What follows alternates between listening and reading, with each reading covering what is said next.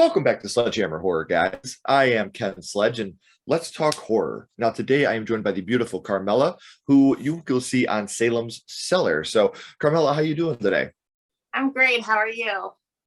I am doing very well. It's such an honor for me to have you here. We've been trying to link this up for a little bit, and baseball tournaments and life have been getting in the way, but Yeah. it's amazing to have you here. A little bit for you guys to get to know Carmela a little bit better. She's a horror-loving tattooed mom of two and the host of Salem Cellar on YouTube. She initially started the channel as kind of an outlet to get away from everything a little bit, but something therapeutic that she has actually started to fall in love with and enjoy thoroughly with every moment. So, what really gave you the push and the kick to get Salem Cellar started and going? Well, I had my daughter in November, so just kind of like dealing with the postpartum and everything.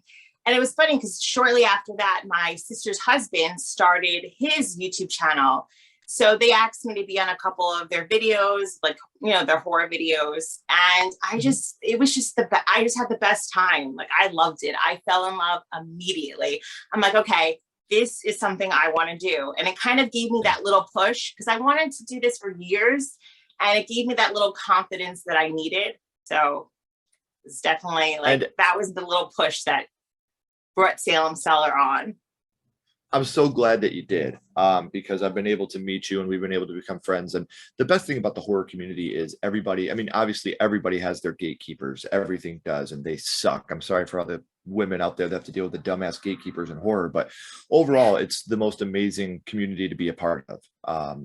Everybody's so welcoming and we all root for each other. So the best part, again, about Salem Cellar is you guys don't have to go searching for the links because they're right down here in the description, as well as Carmela's social media links. So can you tell us about anything? What really do you do over at Salem Cellar?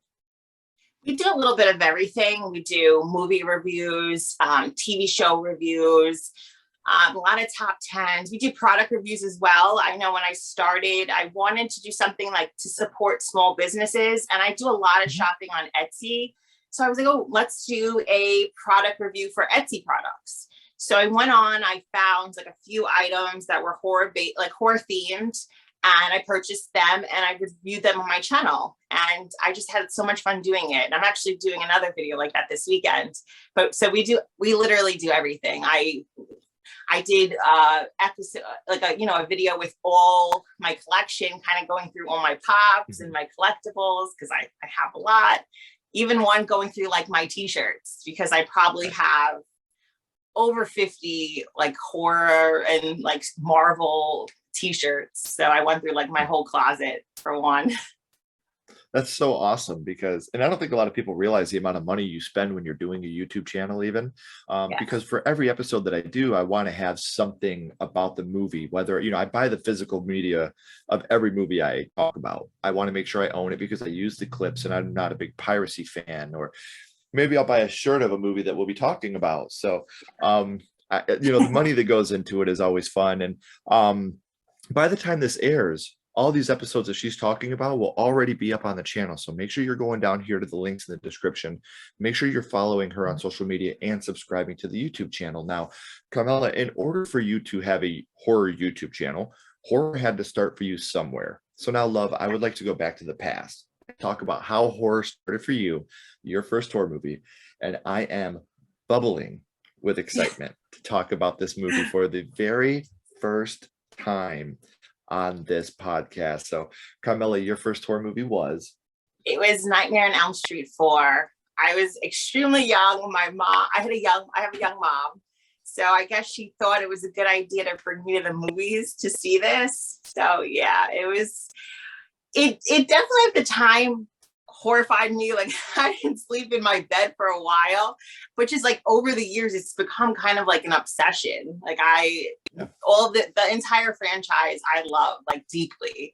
So yeah, it's just, there's so many scenes that just are just like embedded in my brain, like just, burnt in my brain just from just being a child and watching that one. See, and it's amazing because I've always said that the original Nightmare on Elm Street is probably the best horror movie ever made, in my opinion. Yeah. I think that A Nightmare on Elm Street 3 is probably the most fun and easy to watch of the whole franchise. but my personal favorite has always been the Dream Master, Nightmare on Elm Yeah. Street 4. And I'm pretty sure my first crush was Lisa Wilcox, and I got to have her on the show. And so, like, Oh, this that's movie awesome. means so much to me. And to meet somebody else who this was their first horror movie, this is so intense to me. So we talked a little bit about how you were a very young lady. You hadn't seen this with your mother for the first time.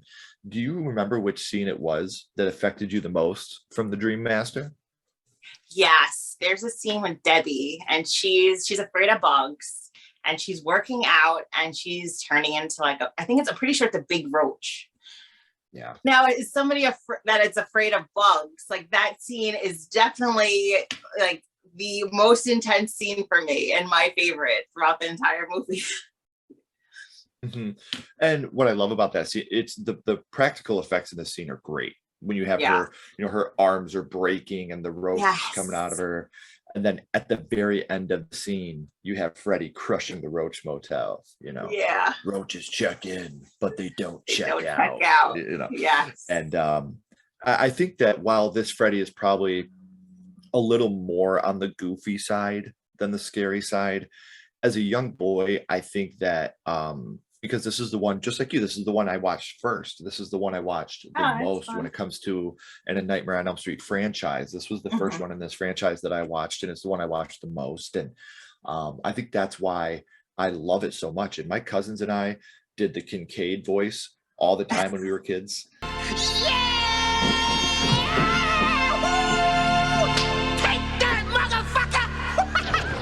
That's one that we loved Kincaid. So we talked about which scene affected you the most, being the Roach Motel, but which scene would you say is your favorite from the Dream Master? I love in the beginning when she brings in Kincaid. I forgot the other guy's name, but Joey. she brings them into her dream. And she's like, Freddy's coming back. And they're like, Kincaid's like, what are you doing? I want no part of this. Like, this is over. That to me, it was just like, that sticks out. And that's like my favorite scene from it. He's just a very lovable, like fun character. So I definitely Yeah. appreciate him as well. Yeah, and I think that, if I would have watched the Dream Warriors first, maybe this movie wouldn't have meant as much to me, because to me, I didn't know Kincaid and Joey when I first watched it. I just see these guys that are just dying off at the beginning. And I do Yeah. love the homage to Nightmare on Elm Street 1 when you have Joey in the waterbed. Like when you have him, that's a scene that terrified me as a kid, when they pull the sheets off and you see him inside the waterbed. That's Yeah. one that really scared me as a kid. So I'm kind of segueing here. That's why I kind of brought that up. There are a fair amount of kills throughout A Nightmare on Elm Street 4, The Dream Master. Which kill would you say stuck with you the most from that film? I can't remember. I'm really bad with names, so just forgive me. There's one, the young lady with the glasses, the curly hair. Sheila, Yes. face. Yes. When oh my God, that one to me is just, yeah, that was probably the most scary for me. Like I could just like see myself like as her in that scene, and just like when I watch a lot of these horror movies, I kind of put myself into it. So that's why like I'm so passionate about them. So that scene definitely scares me. Well, and because you have the idea of her having asthma anyway, which is a scary thought for anybody. Yeah. And two, the monster Freddy Krueger literally sucking the life out of you. Like, it's such a disgusting thought to have. And I gotta agree with you though. Like, hey Sheila, let's suck face. Like, I do love that scene. Like, that's still one that gets me every time. So we know that A Nightmare on Elm Street 4 obviously is part of a bigger franchise, being A Nightmare on Elm Street. And when I talk about a franchise, I always got to ask, which movie in the Nightmare on Elm Street franchise is your personal favorite? Oh wow, I have so many. I would say probably my personal favorite would be Dream Warriors. That one. Okay. Yeah. I just love that one. I have no complaints about it. And just having Nancy back, and it was just very, I love the whole franchise. I was never really in love with the first one. I love it, but I'm not as much as like Dream Warriors and Dream Master. But the Dream Warriors was definitely my favorite out of the entire franchise. I think it has the most likable characters. I think the problem is when we get to these franchises, we're never really stuck, with the exception of Scream. We're never really stuck with a hero. We're always stuck with the villain. You know, in Friday the 13th, it's always Jason, and Nightmare, it's always Freddy, and Halloween, it's always Michael. But in Dream Warriors, you are actively rooting for the kids to be okay, where the other ones you're like, if they die, whatever, I get to see Freddy do some cool kills. But in this one, in the Dream Warriors, you're actively rooting for every single one of those kids to survive and be okay. So I definitely get where you're coming from there. So A Nightmare on Elm Street has gone through the ups and downs, obviously, of a franchise where you have movies that were hated at first that became cult classics, like A Nightmare on Elm Street 2. And then you got movies that are just plain awful, like The Dream Child, in my opinion. But they do have the 2010 remake, A Nightmare on Elm Street. And I often ask, would you like to see your first horror movie remade today? With yours being a sequel in a franchise, I'll just ask you that's already had a remake. What were your opinions on the 2010 Nightmare on Elm Street remake? I didn't hate it. It was just hard not having Robert Englund as Freddy. That was probably my biggest complaint about it.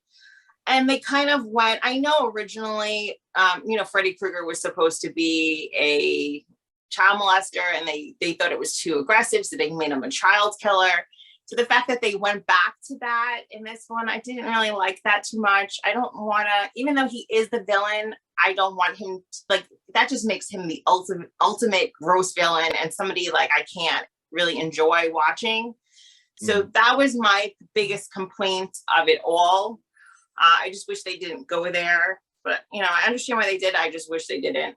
But I did enjoy the movie. Like I really did. I loved the cast, the killings, and in the beginning you're watching these two characters that you think are going to be the main characters, and they get killed off right away. So that was pretty cool because that kind of made me feel like the older Nightmare on Elm Streets, where you see these characters, like the popular blonde, and you think she's going to survive the entire movie, and then nope, it's like the quiet girl you didn't expect is the survivor, the one fighting back and surviving. So I did like that aspect of it. It's just it was hard to get on board without Robert Englund's there. How funny is it that we're like, when he was killing kids, that was okay, but when you molest them, that's where I draw the line, because and I'm going to send you over an episode I want you to watch of something that my wife and I did on A Nightmare on Elm Street, the remake. But one thing I could say about this movie is Jackie Earle Haley did something as Freddy Krueger that Robert Englund couldn't do, and that's what you just said. He made us hate him. Like, we're not supposed to like Freddy Krueger. Like he's a child killer, he's a child molester, whatever have you. But we're not supposed to like him. But Robert Englund is so charismatic and so outgoing that you can't help but fall in love with him. Jackie Earle Haley played the role of Freddy Krueger to where you're like, fuck this guy. I hope he dies the worst death. So as I've grown older, I've grown to, when I first saw it, I hated it when I first saw it. I was like, my Freddy killed kids. He didn't molest them. He's not a monster. Okay. But it's just one of those things where the older I've gotten, when I try to separate, because my biggest thing is if you're going to do a remake, do like Child's Play or Evil Dead and take the basic idea, but make it completely your own. Don't redo scenes from the original and make them CGI and look like dog shit, which is what I feel like a lot of the Nightmare on Elm Street remake did. But I'll send you that episode so you can watch it, because I have really grown to like the Nightmare on Elm Street remake for different reasons. So we've talked about A Nightmare on Elm Street 4, The Dream Master, and we've talked about the Nightmare on Elm Street remake a little bit. But now, Carmela, I do want to kind of throw a little bit of a curveball here for a second. My little buddy Ghostface here has a question for you. What's your favorite scary movie, Carmela? What is your favorite horror movie of all time? My favorite. Okay, I go back with two of them, so it's really hard to pick one. If I had to pick one, okay, I feel bad saying, okay, if I have to pick one, it's going to be Scream. The original Scream, Sidney Prescott. I can literally quote that movie from start to finish. I just love that movie. That is just my all-time, like, because My other favorite is Halloween 2. But if I really think about it, what movie can I watch every single day for the rest of my life? It would be Scream, the original Scream. But did you say like Halloween also or Halloween 2, Halloween like the 2. sequel? I like Oh, Halloween wow. 2. Yeah, yeah, I don't. yeah. You Then don't, again, really? no, I'm not a huge Halloween guy. I came into Okay. Halloween a little bit later in life. Like I'm the guy that my two favorite Halloween movies are Halloween H2O and Halloween 3. Like those are the two that I think Really? are the best. Season of the Witch. Yeah. Okay. Um, I love Season of the Witch. I think it's such a great idea. And I think that if that movie would not have been called Halloween 3, I think if it would have just been called like Season of the Witch, The Killer Masks or whatever, it would have blown up. We'd have had sequels. We would have been able to Yeah. find out if the world ended at that moment. Like having the name Halloween 3 ruined that movie at the time. Luckily, it's gained its little bit of a cult following now, but at the Yeah. time, completely ruined the movie. I respect the Halloween 2 though. That's awesome. Like that's a bold choice. I really like it. It has the best kills in the franchise, easily. I Easily love has like the best kills in the franchise.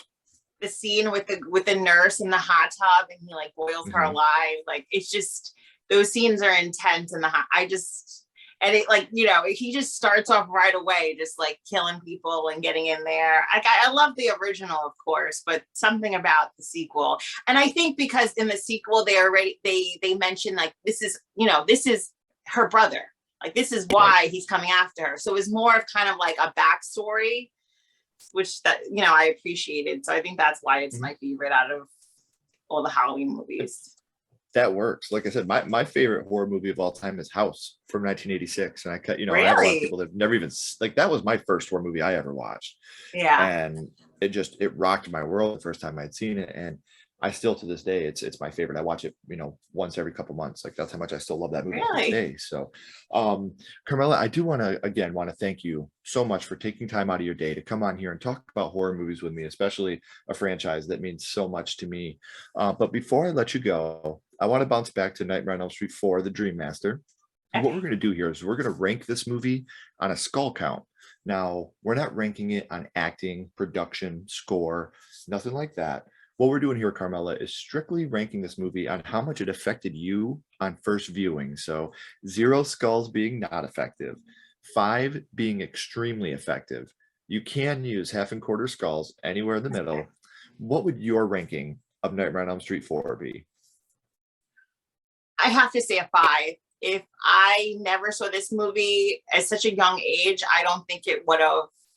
I think I would have been a horror fan, but not what I am today. Just I live and breathe horror. So I have to give it a 5. It extremely affected me and my love for the genre. So yeah, definitely 5 skulls.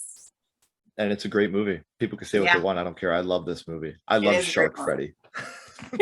So and you're right, it's funny, I don't remember the first action movie I watched, the first sci-fi movie I watched, the first comedy I watched, but I certainly remember the first horror movie I watched. So yeah, I definitely think that when you have that feeling as a kid, it's like getting high for the first time. That I don't condone drug use for all of you that know, but you're constantly chasing that dragon afterwards.